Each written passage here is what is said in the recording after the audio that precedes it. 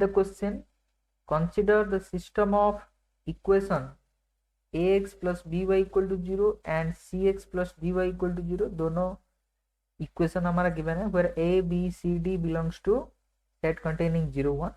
दोनों स्टेटमेंट हमारा गिवन है. First statement 1 is the probability that the system of equation has a unique solution is 3/8. ये हमारा first statement है. And similarly second statement क्या है? the probability that the system of equation has a solution is 1.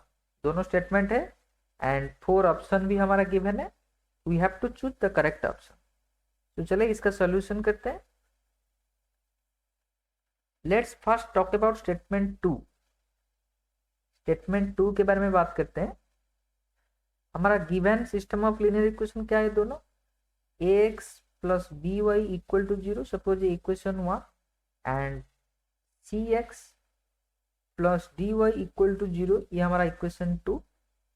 And ये दोनों equation 0,0 this point से पास करता है. That means this point satisfy equation 1 and this point also satisfy equation 2. That means ये दोनों का सोल्यूशन क्या होगा? ये दोनों का सोल्यूशन हो जाएगा हमारा 0,0. सो जो हमारा स्टेटमेंट 2 है क्या बोला है? एक ही सोल्यूशन एग्जिस्ट हो रहा है. तो probability that the system of equation has A solution is 1. ये क्या हो जाएगा हमारा? करेक्ट स्टेटमेंट हो जाएगा. बिकॉज इसका प्रोबेबिलिटी इंटरसेक्शन एलिमेंट करेंगे तो यही सोल्यूशन आएगा. तो इसका प्रोबेबिलिटी 1 ही आएगा. स्टेटमेंट 2 तो हमारा करेक्ट है. अब चलते हैं हमारा स्टेटमेंट 1 में. स्टेटमेंट 1 की तरफ चलते हैं. स्टेटमेंट 1 में हमें क्या फाइंड आउट करना है? The probability that the system of equation has a unique solution is 3/8. Okay, that means यहाँ पे इक्वेशन है ax plus by equal to 0 and cx plus dy equal to 0. We know that जब a by c equal to b by d होगा तब infinite solution होगा. और इसको हम लिख सकते हैं a by b is equal to c by d. जब ये एग्जिस्ट होगा तब इनफिनाइट सोल्यूशन एग्जिस्ट होगा. बट हमें क्या फाइंड आउट करना है? यूनिक सोल्यूशन फाइंड आउट करना है. दैट मीन्स हमारा जो कंडीशन है क्या है? हमारा a by b is not equal to c by d. ये होना चाहिए यूनिक सोल्यूशन एग्जिस्ट होने के लिए.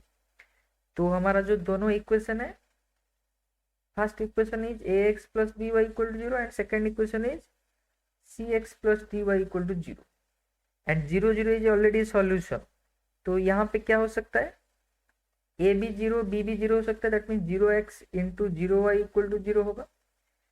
सिमिलरली ये दोनों कहाँ से बिलोंग कर रहे हैं? a b c d 0 and 1. तो पॉसिबल कॉम्बिनेशन क्या हो सकता है? a0 b0 a1 b0. इसका भी मल्टीप्लीकेशन 0 आएगा. a0 b1 ये भी हो सकता है एंड a1 b भी 1 हो सकता है.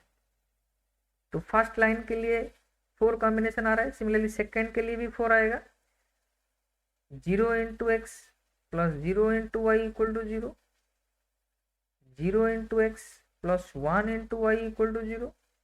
1 into x plus 0 into y equal to 0.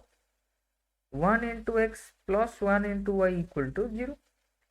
That means ये हमारा टोटल 8 केस आ गया. 4 4. अब हमें क्या करना है? फर्स्ट लाइन को हम कंसिडर नहीं करेंगे बिकॉज यहाँ पे देखो a b इसका रेशियो जो है c बाई डी का भी रेशियो सही है. That means we have not consider this line. उसके बाद चलते हैं हमारा यूनिक सोल्यूशन आना चाहिए. दैट मीन्स a b का रेशियो c बाई डी का रेशियो सब इक्वल नहीं होना चाहिए. एंड यहाँ पे तो इक्वल नहीं हो रहा है बिकॉज यहाँ पे y इक्वल टू 0 एंड इसका भी सोल्यूशन क्या होगा? y इक्वल टू 0 एंड यहाँ पे x इज इक्वल टू 0. यहाँ पे x इज इक्वल टू 0. यहाँ पे x plus y equal to 0. यहाँ पे भी x plus y equal to 0. तो यूनिक सोल्यूशन एग्जिस्ट होने के लिए हम क्या कर सकते हैं? यूनिक सोल्यूशन एग्जिस्ट होने के लिए हम क्या करें? a by b is not equal to c by d. That means ये y के साथ तो हम y नहीं लेंगे बिकॉज इसका रेशियो बराबर हो जाएगा. इसके साथ हम इसको लेते हैं. तो y 0 x 0. सिमिलरली और एक क्या होगा? y0 x plus y equal to 0। यहाँ पे चेक करो ए बी सी डी सभी डिफरेंट है, जब ये दोनों ले जाएंगे तो यहाँ पे रेशियो सेम हो जाएगा, सो इसीलिए ये कंसिडर हम नहीं करेंगे। उसके बाद सिर्फ x की तरफ चलते हैं, x से 0 हो सकता है एंड y 0 हो सकता है, यहाँ से यहाँ तक चलते हैं। एंड और एक क्या हो सकता है, x से 0 हो सकता है, x plus y equal to 0 हो सकता है। x 0 x 0 ये हम नहीं लेंगे बिकॉज इसका रेशियो सेम हो जाएगा। सिमिलरली जो लास्ट लाइन है that means x plus y equal to 0, ये x इक्वल टू 0 हो सकता है and x plus y equal to 0 and y equal to 0 हो सकता है। टोटल हमारा 6 यूनिक सोल्यूशन आने के लिए 6 कॉम्बिनेशन आ गया।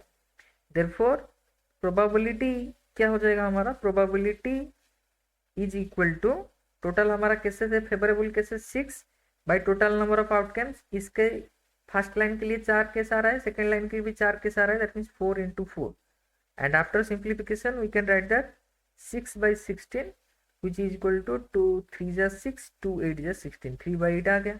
that means our statement 1 is also true और correct, but statement 1 को प्रूफ करने के लिए हमारा statement 2 का कोई जरूरत नहीं हुआ यहाँ पे। ओके तो ठीक है, तो हमारा जो फाइनल आंसर क्या हो जाएगा, दोनों स्टेटमेंट हमारा ट्रू है, statement 1 is true and statement 2 is also true, but statement 2 is the not correct explanation for statement 1. That means option B is our final answer. Thank you. All the best.